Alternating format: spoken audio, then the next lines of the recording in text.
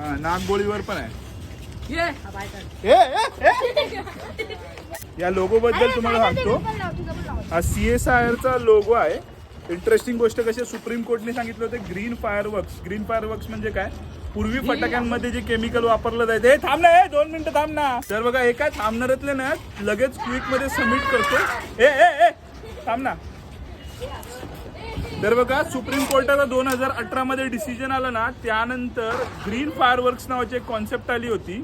आणि ह्या वर्षी मी प्रकर्षाने बघतोय फटाक्यांवर अशा प्रकारचा ग्रीन फायरवर्क्सचा मार्क आहे CSIR चा. सिंपल गोष्ट आहे, पूर्वीचं जे केमिकल होतं ना त्याला रिप्लेस करून नवीन केमिकल आणलेलं आहे. ते समवट ग्रीन आहे असं लोकांचं मत आहे. पण काही ठिकाणी वेगवेगळ्या प्रकारचे न्यूज आर्टिकल्स आलेले आहेत की अजूनही प्रदूषण होतंय फटाक्यांमुळे आणि नॉईज लेवल सुद्धा वाढलेली आहे. इवन तो फटाक्यांवर ग्रीन मार्क असला तरी सुद्धा.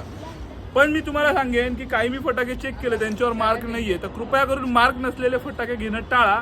ग्रीन फायरवर्क्सचा हा जो CSI चा मार्क आहे ना, तसले फटाके घ्या, जेणेकरून काही प्रमाणावर का होईना आपण प्रदूषण रोखू. प्रदूषण काय होत राहणार, लोक दिवाळी आणि वेगवेगळे सण साजरे करत राहणार, फटाके फोडतच राहणार. आता जर सर्वांनाच एकत्र जायचंय तर आपण तरी कशाला मागे राहायचं, नाही का? बात तर सही आहे. बघा हे काय करतायत आणि कुठले फटाके वाजवतायत तेच कळत नाही. बाकी मी यंदाच्या दिवाळीमध्ये ह्या लहान मुलांमध्ये तरी ग्रीन फायरवर्क्सचा अवेअरनेस निर्माण करण्याचा प्रयत्न केलाय. बाकी वेगवेगळ्या लोकांचे वेगवेगळे तर्क आहेतच ग्रीन फायरवर्क्सच्या बाबतीत. पण माझं सिंपल मत आहे, जे सरकार करण्याचा प्रयत्न करतंय निदान त्याला तरी आपण सपोर्ट करू. बाकीच्या गोष्टी बघितल्या जातील. बाकी पर्यावरणाचा तर ऱ्हास होत चाललाच आहे. तर मग आपण आता अजून किती थांबवणार आहे त्या गोष्टीला, असा पण मोठा प्रश्न उपस्थित होतो. कारण प्रत्येकालाच जर आपला पूर्ण जो ह्या पृथ्वीवरचा जो, कारण बघा प्रत्येकालाच जर या पृथ्वीचा सर्वनाश करायचा असेल तर मग काय आहे. तुम्हाला याबद्दल काय वाटतं ते कमेंट सेक्शन मध्ये कळवा.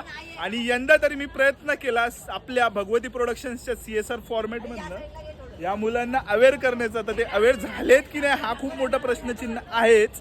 पण तुम्ही सुद्धा असंच प्रकारे करू शकता. आता तुळशीचं लग्न बाकी आहे, ज्या वेळेला जर फटाके घ्याल तर त्यावेळेला ग्रीन फायरवर्क्सचा स्टॅम्प असतो ना, ते पाहूनच, QR कोड आहे का हे पाहूनच फटाके घ्या. त्यातील इन्ग्रेडियंट्स जर तुम्हाला माहिती असतील की कुठले चांगले आहेत, पर्यावरण पूरक आहेत, तर त्या प्रकारेच फटाके घ्यायला बिलकुल विसरू नका. बाकी हर हर महादेव.